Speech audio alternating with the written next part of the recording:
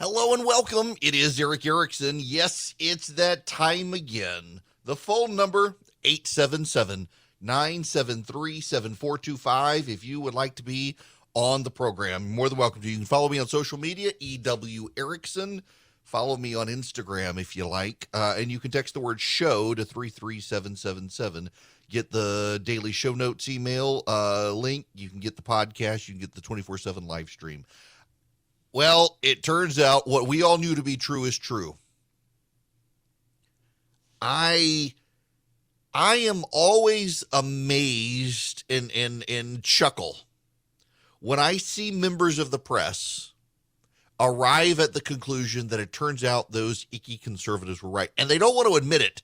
They go through elaborate great pains to deny it is the case. They do not like to admit it. They prefer to run the other way. And when they do arrive at the conclusion, they try to pretend that they never actually, disagreed. This is a key paragraph from the New York Times. People familiar with the investigation of Hunter Biden said prosecutors had examined emails between Mr. Biden, Mr. Archer, and others about Burisma and other foreign business activity. Those emails were obtained by the New York Times from a cache of files that appear to have come from a laptop abandoned by Mr. Biden in a Delaware repair shop. The email and others in the cache were authenticated by people familiar with them and with the investigation. In some of the emails, Mr. Biden displayed a familiarity with FARA, the Foreign Agent Registration Act, and a desire to avoid triggering it. In one email to Mr. Archer in April 2014, Mr. Biden outlined his vision for working with Burisma. In the email, Hunter Biden indicated that the forthcoming announcement of a trip to Ukraine by Vice President Biden, who is referred to in the emails as my guy, but not by name, should be characterized as part of our advice and thinking, but what he will say and do is out of our hands.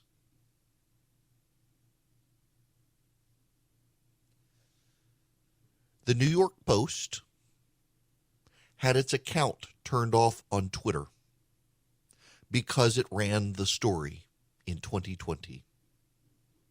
A number of foreign policy experts came out in Politico, pushed by Jen Psaki, then of the Biden campaign, and assured everyone that it was a foreign intelligence disinformation campaign. A foreign intelligence disinformation campaign. Jen Psaki wanted everyone to know back in 2020 that the Hunter Biden story was Russian disinformation. Dozens of former intel officials say. Here's the story from Politico in October 19th, 2020, pushed by Natasha Bertrand, a progressive who has now moved to CNN. She was hostile to Donald Trump's campaign. She was hostile to Republicans. She's very helpful to Democrats. She helped collect the story, and now she's moved to CNN. More than 50 former senior intelligence officials have signed on to a letter outlining their belief that the recent disclosure of emails allegedly belonging to Joe Biden's son had the classic earmarks of a Russian information operation. The letter, signed on Monday, centered around a batch of documents released by the New York Post last week that purport to tie the Democratic nominee to his son Hunter's business dealings. Under the banner headline, Biden's secret emails, the Post reported it was given a copy of Hunter Biden's laptop hard drive by President Donald Trump's personal lawyer, Rudy Giuliani, who said he got it from a Mac shop owner in Delaware who also alerted the FBI. While the letter's signatories presented no new evidence, they said their national security experience had made them deeply suspicious that the Russian government played a significant role in the case, and cited several elements of the story that suggested the Kremlin's hand at work. If we are right, they said, this is Russia trying to influence how Americans vote in this election, and we believe strongly that Americans need to be aware of this. They included Jim Clapper, Mike Hayden, Leon Panetta, John Brennan, Thomas Finger, John McLaughlin, the former CIA deputy acting director, and the list goes on. Some very prominent names on this letter, which gave this letter credibility, which was used by the media and by Twitter to censor and silence the New York Post story. They turned off the New York Post's account. They did not want people to know about it. They were adamant it was Russian disinformation, and it turns out it was all true. All of it was true. The whole thing. What the New York Times now reveals is even more troubling. Let me read you the beginning of the story. In the year after he disclosed a federal investigation into his tax affairs in late 2020, President Biden's son, Hunter Biden, paid off a significant tax liability, even as a grand jury continued to gather evidence in a wide-ranging examination of his international business dealings, according to people familiar with the case. In other words, there's a grand jury involved now. Now, grand juries, you should know, they don't leak. The lawyers in the periphery may leak. The grand jurors, they're not talking. But as recently as last month, the federal grand jury heard testimony in Wilmington, Delaware from two witnesses, one of whom was a former employee of Hunter Biden, whose lawyer was later subpoenaed for financial records that reflected money Mr. Biden received from a Ukrainian energy company. The investigation, which began as a tax inquiry during the Obama administration, widened in 2018 to include possible criminal violations of tax law, as well as foreign lobbying and money laundering rules, according to the people familiar with the inquiry.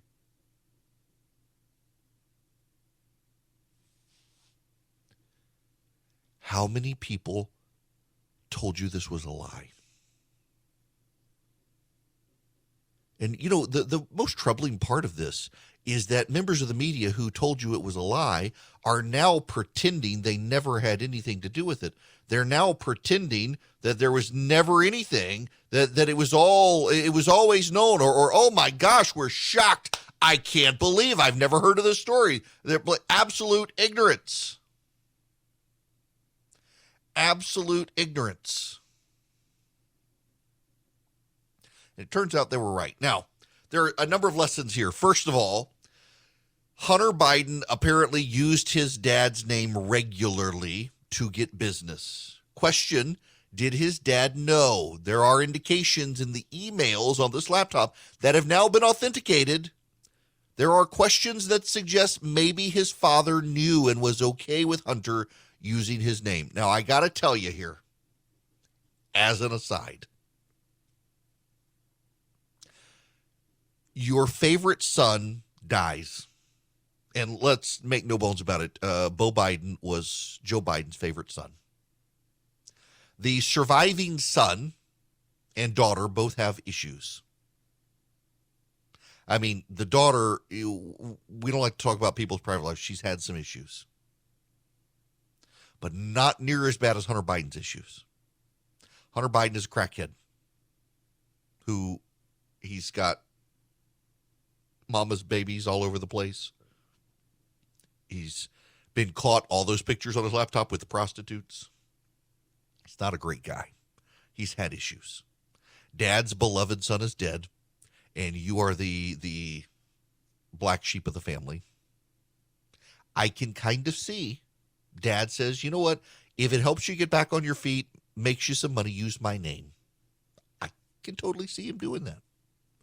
And I can also see Hunter Biden using it as a blank check to go out there and chum the water and make some money. One of the things that I think is missing here is if I recall right, was it Hunter Biden and John Kerry? Weren't they somehow tied together? John Kerry's like a stepson or some such? But so I can totally see Joe Biden letting his son, who he doesn't love as much as the other son, use his name, make amends, use my name, earn your living, and I can totally see the guy took advantage of it. But here's the thing. Joe Biden as well was a public servant for 50 years. And Joe Biden was clearly bringing in the money from somewhere and not just speeches. So was Hunter Biden giving his dad kickbacks? And that is the allegation in some of the emails. Not that Joe Biden just allowed Hunter Biden to use his name, but that Joe Biden expected to profit off of and be paid back some of what Hunter made. There are implications there, and that's one of the things the New York Post was highlighting back in 2020, and they all said, oh, it's a Russian disinformation campaign, turn off their account. The other issue here is that ABC, CBS, NBC, MSNBC, CNN, Twitter, Facebook, they decided to outright censor it. They wanted to outright censor it. They wanted to block it. They wanted to suppress it. National Public Radio ran the story about how they would not be covering this Russian disinformation campaign. And all of you hicks and rubes who believe it is true, how dare you? How dare them? Will they apologize? Will they apologize? Will they say anything? Will they have any acknowledgement publicly that they got it wrong? I see Michael Isikoff, an investigative reporter, the other day. Oh my gosh, I can't believe these emails are real. I see Maggie Haberman at the New York Times using the "some said they weren't real." Will Twitter turn off Jen Psaki's account? Kyle Griffin, producer at MSNBC. No one should link to or share the New York Post report. You can discuss obvious flaws and unanswerable questions in the report without amplifying what appears to be disinformation. Ben Rhodes of the Obama White House Iran deal fame, the creative writer, the Republican freakout over not being able to spread disinformation unchecked demonstrates why you should not be able to spread disinformation unchecked. They know they have no political viability without the capacity to spread lies. Really? CNN, this is quoting James Clapper. To me, this is just classic textbook Soviet Russian tradecraft at work, according to James Clapper. The National Public Radio public editor, why haven't you seen any stories from NPR about the New York Post Hunter Biden story? Read more. Quote, we don't want to waste our time on stories that are not really stories, and we don't want to waste the listeners' and readers' time on stories that are just pure distractions. Joy Reid, good for Joe Biden, no need to dignify a Russian hatchet job, strained through Rudy's utter brokenness with a response. We're not doing emails again, America. Politico, more than 50 former senior intelligence officials have signed on to a letter outlining their belief the recent disclosures of emails allegedly belonging to Joe Biden's son has all the classic earmarks of a Russian disinformation operation. That list goes on and on and on and on. Where will the apologies be, and when will they acknowledge it? There's no reason to believe them about anything if they're not willing to acknowledge they fell for spin, partisan spin, because they wanted to believe it. You know, ironically, do you know who kept the quietest in all of this at the time? The Trump administration. The Trump administration. Certainly there were people on the campaign, they relied on the New York Post email, but there turns out there was a federal investigation going on the entire time. And no one in the Trump administration said anything. Bill Barr himself afterwards, confirming the investigation, said they didn't want to influence the election. But the New York Post had the story, and it was true. And the rest of the media piled on the New York Post, and social media blocked their account from sharing the truth because they were so eager to believe it was lies. When you've bought into the mythology of the Russians stealing the election, it's very easy to be persuaded to become the authoritarian you say Donald Trump is and censor the truth. I sleep well at night under Boll and Branch sheets. And I need to tell you, my family, we were customers before I started endorsing them. It's what I like to do. I like to be familiar with the product and like it. And I love the Boll and Branch sheets. One of the reasons I love them is because they are super soft sheets. Got to say that word right. But they've got a little weight to them. So you feel somewhat more snuggled. Like I've got some sheets that came with the new mattress, and they're so light.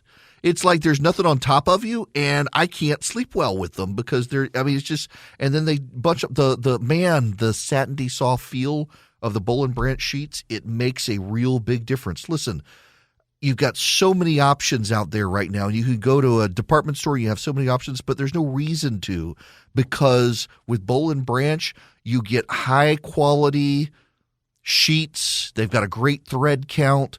They're perfect. They've got plenty of color options. You sleep well under them because they're soft and they're durable and they've got a little bit of weight, the perfect amount of weight for a sheet. Now, I want you to go out there and order Boll and Branch sheets because they are comfortable.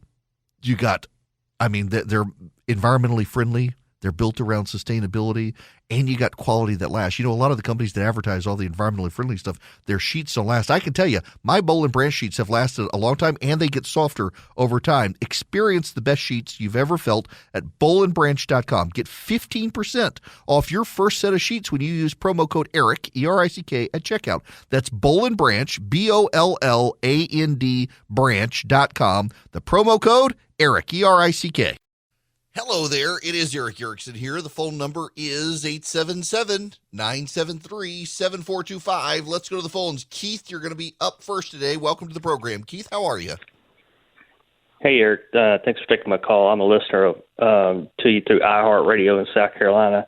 And one of my questions I have for you is, it's a great segue to what you were saying earlier.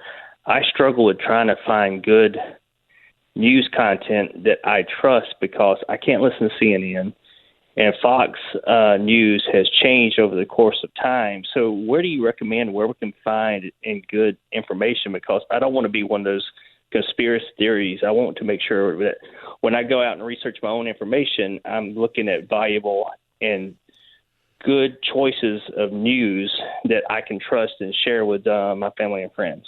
Oh, and I appreciate you taking my call. Listen, Keith, I'll tell you, it's harder and harder to do.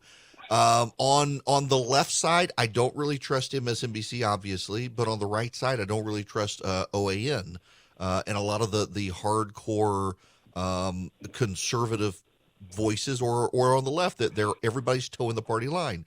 What I tend to do these days is read a little bit of everything. So if I see a story, for example, in the New York Times, I'm going to read the New York Times story, but I'm also going to read the Fox News story about it.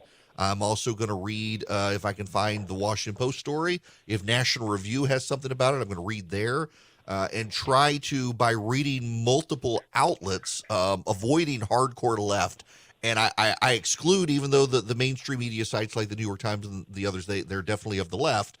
I mean, the hardcore, blatantly, we are progressives websites. I don't waste my time there. I don't waste my time on the hardcore we are Donald Trump websites either, for the same reason. They're going to give me the party line narrative. They're not going to give me the truth. But then I got to read the Fox. I got to read the Washington Post. I got to read the New York Times. I got to read the National Review. I got to read the Dispatch and kind of synthesize together all the bits and pieces to see what's going on. It is a way harder to do these days because so much of the media is so blatantly partisan. You got to do twice as much work. By the way, it's a good time to, I guess, plug my work.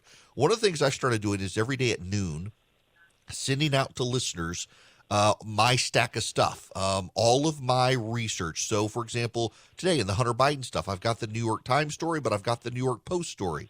I've got the story about his taxes being paid. And so people can kind of see where I'm drawing my stuff from the array of sources to try to synthesize what's going on. But I got to tell you, it's way harder today, in large part because no one really wants the truth anymore. They want their truth. And your truth is not necessarily the truth. I get people mad at me on the left and the right, particularly on the right these days, because being of the right, your own side tends to get more mad at you than the other side. The other side expects it. But your own side, they feel betrayed. And sometimes some of the stories that my side advances are BS. And you got to call them out on it. It's not easy to take on your own side. But then if I read a bunch of stuff about Republicans in, say, the New York Times, I got to go to a lot of conservative sources because I know the New York Times is going to get it wrong. The general rule, though, is that when your own side is criticizing your own side, you can tend to be more sure it's true. So when the New York Times runs a story critical of Hunter Biden and the Bidens, you can be pretty sure that the situation must be really bad if they feel like they have to report it. That's kind of the struggle here. I wish I had a better answer for you, but really it's just reading twice as much as I used to and following some trusted sources on social media as well. The phone number, 877-973-7425. When we come back, I'll take your calls, and then we got to get into the Ukrainian resistance that has caught the Russians off guard, so much so the Russians have had more losses in 2 weeks than Americans did at the Battle of Iwo Jima. Amazing, amazing statistics coming out of Ukraine. Hello there, it is Eric Erickson here. The phone number, 877-973-7425. To the phones we go. Susan, you're going to be up next. Welcome. Hi, thanks for taking my call. I remember when all this happened with Hunter Biden's laptop, and I thought, oh my gosh, this could easily cost Biden the election. But then the media protected their guy. Do you think that this had this been able to run its course naturally instead of interference from the media, that Trump would be president? I don't know. It could be. Fox News continued to cover it, and the story, once they allow the New York Post to come back, continue to advance it. I don't know. It is notable, however, that Bill Barr and the Justice Department, and you should know this is not Bill Barr trying to play partisan against Trump here. This is standard operating procedure for the Justice Department. They do not reveal pending investigations that could affect the outcome of the election. So they kept their mouths shut. That's one reason, by the way, Democrats are so mad about James Comey having released the information back in 2016 about the emails in the investigation. It is standard operating procedure for the government not to do that. So Bill Barr complied, James Comey didn't. I don't know whether it would have had the impact or not. When you look at the data of people they don't tend to tie parents to their children or children to their parents. And so I don't know that it would have, but it is an interesting hypothetical. The media certainly played a side there. And the media and the Democrats certainly think that it could have changed the outcome of the election. So if you take the Democrats and the media at their word, then you have to accuse them of engaging in a cover-up to throw the election to Joe Biden. You do. It's the outcome of them saying it was disinformation. Robert, you're going to be up next. Robert, welcome to the Eric Erickson Show. How are you?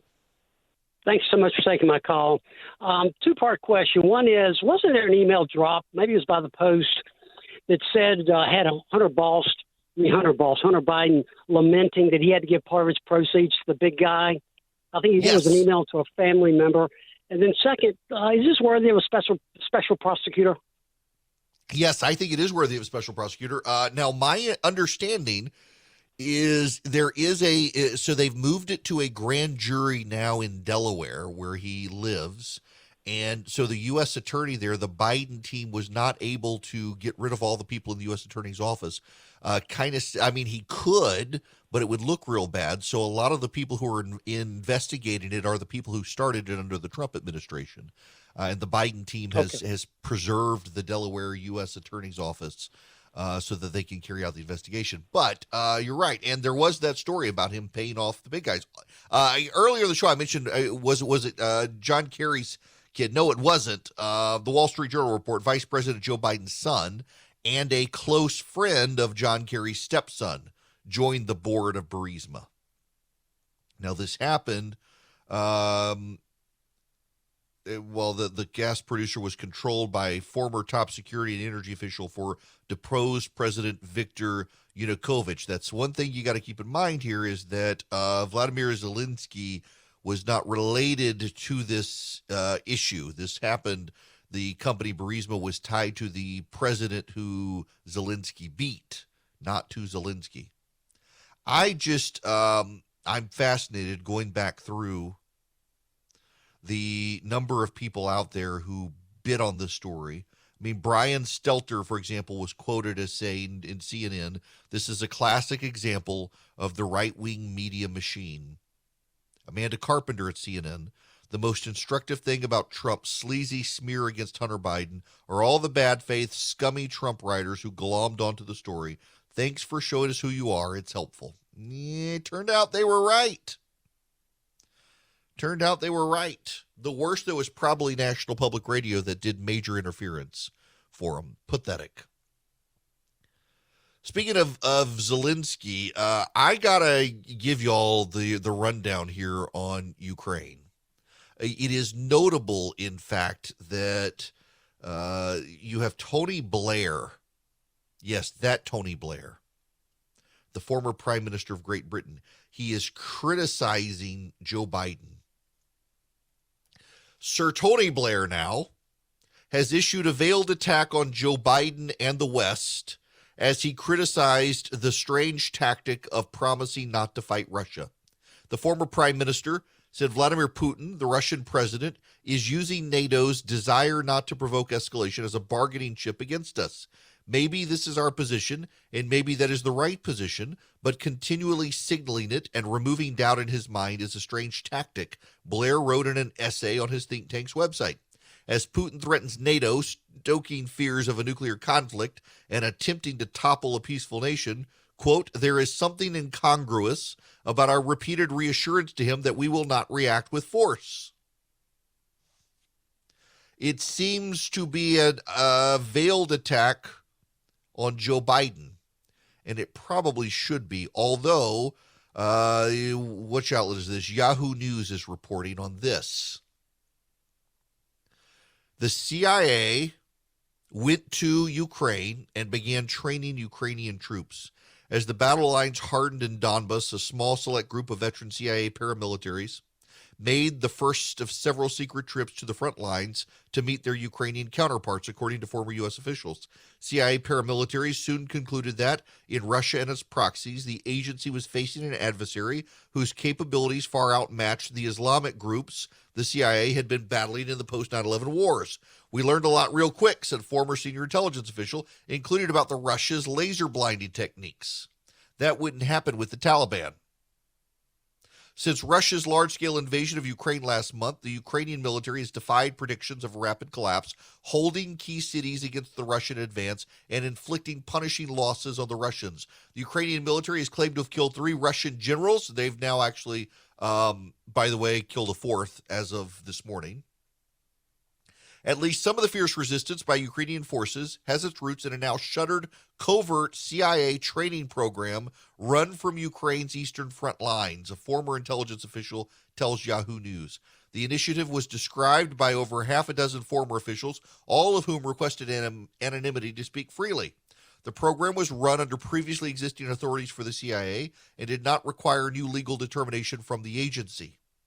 CIA paramilitaries taught their Ukrainian counterparts sniper techniques, how to operate Javelin anti-tank missiles and other equipment, how to evade digital tracking the Russians used to pinpoint the location of Ukrainian troops, which had left them vulnerable, how to use covert communication tools, and how to remain undetected in the war zone while also drawing out Russian and insurgent forces. After the 2014 incursion by Russia, the U.S. military also helped run a long-standing training program for troops in the western region, far from the front lines. The question here, notice the use of former. Why are all these people former? Why aren't they still there? How long ago did this program go on? I don't know, but I want you to listen to this. This may be the most impressive, well, actually, this is the second most impressive lead to a story in the newspaper today. I actually have to give some praise to the war correspondents and the writing in the various media outlets over this. I want to read you this. This is the opening paragraph to the New York Times story this morning on Russian troop morale. This will blow your mind. Are you prepared? In 36 days of fighting on Iwo Jima during World War II, nearly 7,000 Marines were killed. Now, 20 days after Putin invaded Ukraine, his military has already lost more soldiers, according to American intelligence estimates. The conservative side of the estimate had more than 7,000 Russian troop deaths is greater than the number of American troops killed over 20 years in Iraq and Afghanistan. It is a number amassed in just 3 weeks of fighting, with implications for the combat effectiveness of Russian troops, including soldiers and tank formations. Pentagon officials say a 10% casualty rate, including dead and wounded, for a single unit renders it unable to carry out combat-related tasks. With more than 150,000 Russian troops now involved in the war in Ukraine, Russian casualties, which include the estimated 14,000 to 21,000 injured, are near that level. And the Russian military has also lost at least 3 generals in the fight.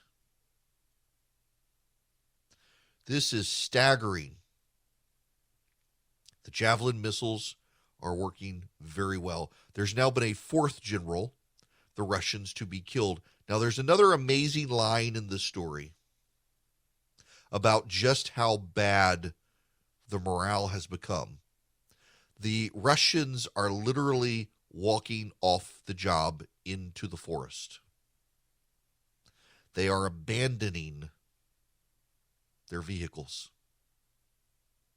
It really just I'm staggering. Let me read you this. Pentagon officials say that a high and rising number of war dead can destroy the will to continue fighting. The result, they say, has shown up in intelligence reports that senior officials in the Biden administration read every day. One recent report focused on low morale among Russian troops and described soldiers just parking their vehicles and walking off into the woods. That's remarkable. Now, the most impressive lead from a story comes from the Wall Street Journal. This is crazy. In the 2-day battle of Voznitsk, local volunteers and the military repelled Russian invaders who fled, leaving behind their armor and dead. Listen to the beginning of this story. Listen to this. This is the story like war songs and war movies come out of this. Listen to this. A Kalashnikov rifle slung over his shoulder, Voznitsk's funeral director, Mikhailo Sokorenko, spent this Tuesday driving through fields and forests, picking up dead Russian soldiers and taking them to a freezer railway car piled with Russian bodies. The casualty of one of the most comprehensive routes President Vladimir Putin's forces have suffered since he ordered the invasion of Ukraine. A rapid Russian advance into the strategic southern town of 35,000 people, a gateway to a Ukrainian nuclear power station, and pathway to attack Odessa from the back, would have showcased the Russian military's abilities and severed Ukraine's key communications lines. Instead, the 2-day battle of Voznitsk, details of which are only now emerging, turned decisively against the Russians. Judging from the destroyed and abandoned armor, Ukrainian forces, which comprised local volunteers and the professional military, eliminated most of a Russian battalion tactical group on March 2nd and 3rd. The Ukrainian defenders' performance against a much better armed enemy in an overwhelmingly Russian-speaking region was successful in part because of widespread popular support for the Ukrainian cause. One reason the Russian invasion across the country has failed to achieve its principal goal so far. Ukraine on Wednesday said it was launching a counteroffensive on several fronts. The story here is amazing. This is genuinely, it's a mind-blowing story of the town volunteers and the professional military working together. Russian survivors of the battle left behind nearly 30 of their 43 vehicles, tanks, armored personnel carriers, multiple rocket launchers, trucks, as well as a downed MiG-24 or Mi-24 attack helicopter, according to Ukrainian officials. Local volunteers helped dig up the roads of the town, so that the Russians, bogged down in Ukrainian mud, only had one paved path to go through. And then the town militia sprung a trap on the Russians as they funneled them into the center of town and killed them. Mayor Vilchenko worked with local businessmen. They dug up the shores of the river that cuts through the town so armored personnel carriers couldn't ford it. He got other businessmen who owned a quarry and construction company to block off the streets and tear them up, to channel the Russian column into areas that would be easier to hit with artillery. Ahead of the Russian advance, military engineers blew up the bridge over the Murtvovod and a railroad bridge on the town's edge. Waiting for the Russians in and around Voznesink were Ukrainian regular army troops and members of the Territorial Defense Force, which Ukraine established in January, recruiting and arming volunteers to help protect local communities. Local witnesses, officials, and Ukrainian combat participants recounted what happened next. They destroyed the Russians. The volunteer force and the military destroyed it. The Russians got stuck in the mud. They could not cross the river. It wound up being deeper than they expected because of the dredging and the digging. And they were no match for Ukrainians protecting their homeland. All of the Russian army, or at least 90% of it, is now involved in a war in Ukraine. And it's going badly for the second largest army on planet Earth. That's a good thing for us. A good thing for you is to take advantage of this 3-pack deal from Eden Pure. You can get there at Eden Pure Thunderstorm and wipe out these stinky odors in your house, your basement, your RV, your hotel room, your rental car, your car, wherever you need it. The Eden Pure Thunderstorm, you go to EdenPureDeals.com, EdenPureDeals.com, and you see a discount code box. You put in the code ERICK3, ERICK3. You get 3 of the Eden Pure Thunderstorms. By the way, they don't just wipe out odors. They're also an air purifier, so they get rid of the mildew, the mold, the bacteria, the pollen floating in your air. I need one in my office again right now. I used to run mine in here because it is pollen season, and I'm getting congested, and the Eden Pure helps with that. EdenPureDeals.com. The discount code is ERICK3. You'll get 3 Eden Pure Thunderstorms for less than $200, saving $200, and you get free shipping. This hour of the program brought to you by First Liberty Building and Loan. Nationwide, they want to help your business grow. If you're in a situation where banks are telling you no, First Liberty wants to help you get to yes. We're talking big deals, though. $750,000, bigger than that. You need to buy a building, build a building, reach out to First Liberty. They can help. They've been doing this since the 90s. FirstLibertyGA.com. Go there, get their contact info. Tell them I sent you. FirstLibertyGA.com. Y'all, happy St. Patrick's Day. The President of the United States has spoken. He had this to say. Well, maybe. I had the clip queued up and everything, and now the whole clip froze. There we go. I may be Irish, but I'm not stupid. I'm Dominic Giacoppa's daughter. I may be Irish, but I'm not stupid. I married Dominic Giacoppa's daughter. I may be Irish, but I'm not stupid. Oh my gosh, the things that come out of Grandpa Dementia's mouth sometimes. Well, it is St. Patrick's Day. I am wearing, well, I guess green pants on, but yeah, that's all right. You know, I've got friends of mine who are like hardcore Protestant Northern Irish families, and they all wear orange on St. Patrick's Day. Hardcore people. Now, speaking of word salads from Joe Biden, can I play? Have y'all heard this clip? This is from Joe Biden yesterday. So we established a new civil rights cause of action for those whose images were shared on the public screen.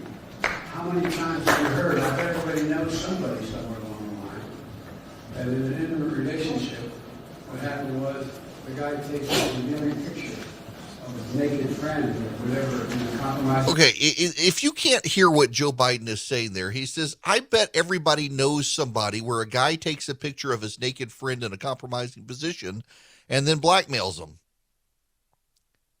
I don't know anybody like that. I don't know anyone like that.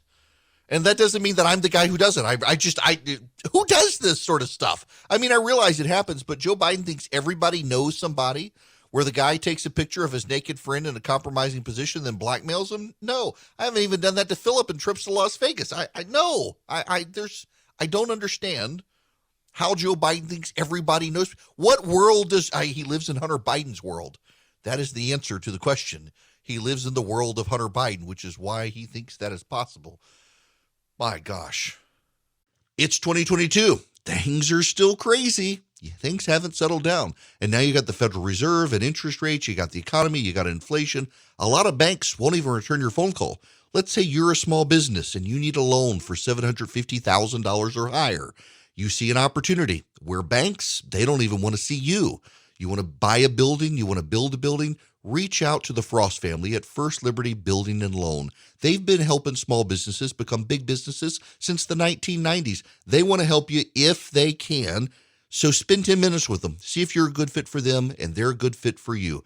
Their website is firstlibertyga.com. That's firstlibertyga.com. Again, you need a loan, $750,000 or higher. You're a small business and you see an opportunity to grow. Share it with the Frost family and see if they can help you. Firstlibertyga.com. That's firstlibertyga.com. First Liberty Building and Loan can help businesses nationwide become bigger businesses. The regular season is heating up. New stars are emerging, and that means more opportunities to win up to 25 times your cash on Prize Picks, the most exciting way to play daily fantasy sports. Just select 2 or more players, pick more or less on their projection on a wide variety of stats, and place your entry. It's that easy. Let it fly to turn $10 into $250 with just a few taps. Easy gameplay, quick withdrawals, and injury insurance on your picks are what make Prize Picks the #1 daily fantasy sports app. Watch your favorite players and get paid doing it this basketball season. See your entries make progress during the game or make new entries for the second half and the fourth quarter. 3-pointers, assists, rebounds, and everything in between are yours for the taking. Join the Prize Picks community of more than 7 million players who have already signed up. Right now, Prize Picks will match your first deposit of up to $100. Just download the Prize Picks app and use code GET100. That's code GET100 on Prize Picks for a first deposit match of up to $100. Prize Picks. Pick more, pick less. It's that easy.